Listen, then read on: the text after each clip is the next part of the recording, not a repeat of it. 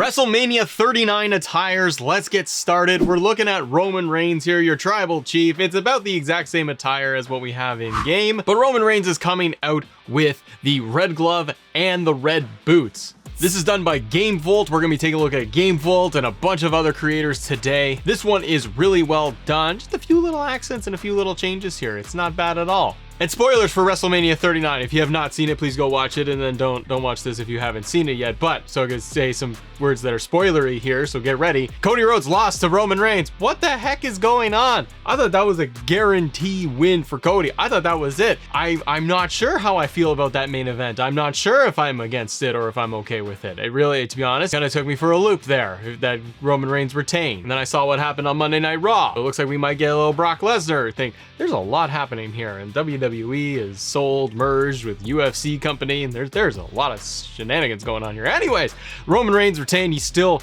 your undisputed WWE Universal Heavyweight Champion of the Galaxy, and he is done here by Legit Attires. The second one is going to be our brand new WWE Undisputed Tag Team Champions. We did get a title change here at least. So we have Kevin Owens and Sami Zayn. Both of these attires are done by GameVolt. Excellent job here. You got the WrestleMania logos on their shirts on the front and the back. And this was a great match, great storytelling overall between them and the Usos. I really did enjoy it. I thought that they did an excellent job putting this whole thing together, getting that feel-good win, and to see what the fallout is going to be for this. I feel like it's going to be more bloodline, and based off of what we saw on Raw, it kind of feels like Sami and Kevin Owens have closed that chapter, and they are going to move on into something else with the tag titles. I don't know what's going to happen with the Usos, but we'll talk about them in just a second. But these attires look great. WrestleMania branded, WrestleMania 39 attires here. And then you got a man who should have been at WrestleMania, because instead we got Shane McMahon blowing out his legs. Like, that was just terrible looking, wasn't it? We got Bobby Lashley here from Legit Attires. Great looking white and black. And once again, you couldn't get Bobby Lashley on the card. You got Shane McMahon on the card. You made sure of that.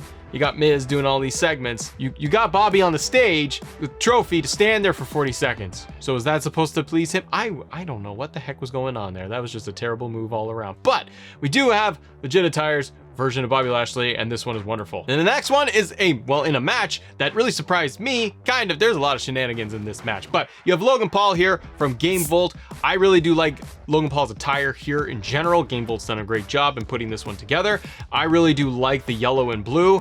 Logan Paul coming down on the zip line didn't work for me, brother. Doesn't work for me, brother. I thought that was just so silly and just didn't look right. And then he just kind of planted. I thought that was a little bit over the top. He even talked it up on his show that it was going to be like this amazing, never before seen type of entrance. And I was like, ooh, what craziness is he going to get into? And then he just zip lined in, man. Like a lesser Shawn Michaels trying to do the zip line. Then he got the KSI and the Prime bottle. That was hilarious. And I'm glad that Seth Rollins picked up the win here over Logan Paul. Much needed for Seth Rollins. Get that man up in the title picture. Get out of these celebrity matches, these one-off matches. Seth's great. Put him up into the title scene. He needs it. But Logan Paul put on another match. He put on another good match against Seth Rollins. I thought that this was a really fun one to watch. A lot of shenanigans, but it came together nicely, just like this attire did. The next one is John Cena coming over from GameVolt. Make sure you go check this out and support all the creators over here.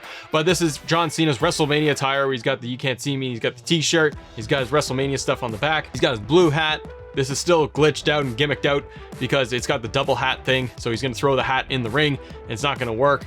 So he's still got the blue hat on, but GameVolt has done with what he's got. This match against Austin Theory, didn't love it. I think it was smart to have John Cena in the opening because it's John Cena. You get the crowd really popped and huge. For him to come out, the Make-A-Wish stuff was really awesome at the top of the stage. The match itself felt really flat to me, didn't do anything. Austin Theory won, and it just kind of was whatever. And now Austin Theory is off. We don't even know what he's going to be doing, but I don't feel like it helped anybody, and it felt a little phoned in for even John Cena. And the next attire is coming from GameVolt. We have the Usos. Really nice white attire. Love the lays that they are wearing here with the red and the white. Looks really, really good. They've done a phenomenal job here. GameVolt has in putting this together. And again, this match with KO and Sami Zayn, wonderful match, great bit of storytelling, a lot of chatter in the ring, a lot of back and forth here, and these attires are really well done too. Again, with the bloodline and that storyline, and now Roman Reigns has retained, I feel like this is going to be a little bit more long-term storytelling with the downfall of the bloodline and what's really going to happen with the Usos getting involved in all of that. Got to get them out of the title picture for quite a while. You take a break, just take a break.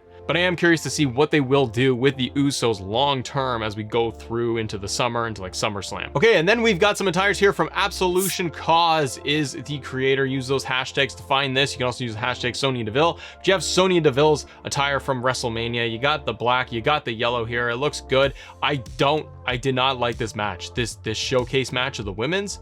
Thought it was great to get everybody on the show, just like the men's side. You got a cool multi-person tag team match, but this match with the women, it was all just for Ronda Rousey to get the win, and she's got a busted arm still, but they still won with Shayna Baszler, and she was barely in the match as it is.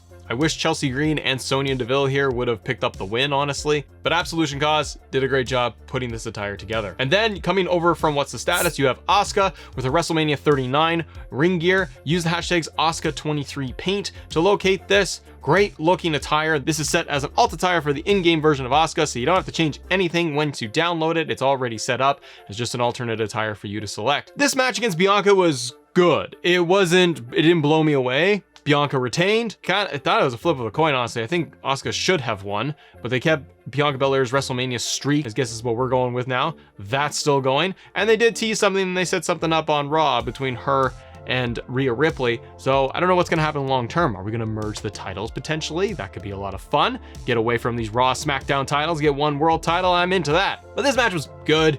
It had some good spots. It just kind of felt like this was any other pay-per-view match between these two. And frankly, that's just because the build was so lackluster, in my opinion, that it didn't do anything for me. But they did a good job, and I like this Asuka attire too. And the next one we have is going to be her opponent, the woman who retained the title. It's going to be Bianca Belair. You have Bianca here from Persian Stand is the hashtag you can use to search this for the creator. And this attire looks pretty good. It's a little off for the red coloring here, just because Bianca's color is a little bit different, but probably hard to mimic all this stuff. But anyways, good match, like I said. Didn't love it, and I wish that they did a little bit more, but I'm curious what they're going to do with Bianca. Are you just going to keep having Bianca win night after night after night when it comes to the women's division on Raw? Or are you finally going to change things up? It'll be interesting to see what's going to happen. Coming from Absolution Cause, once again, we have Shotzi here with a WrestleMania entrance. We got the full regular gear that she had in this women's showcase match. She was teaming up with Natalya. Once again, it's just kind of a fluff nothing match. I wish they would get rid of the tag team titles. You got to be honest here. On the women's side, introduce an IC title for the women, or just give them like main SmackDown Raw titles and the World Heavyweight title at the very top.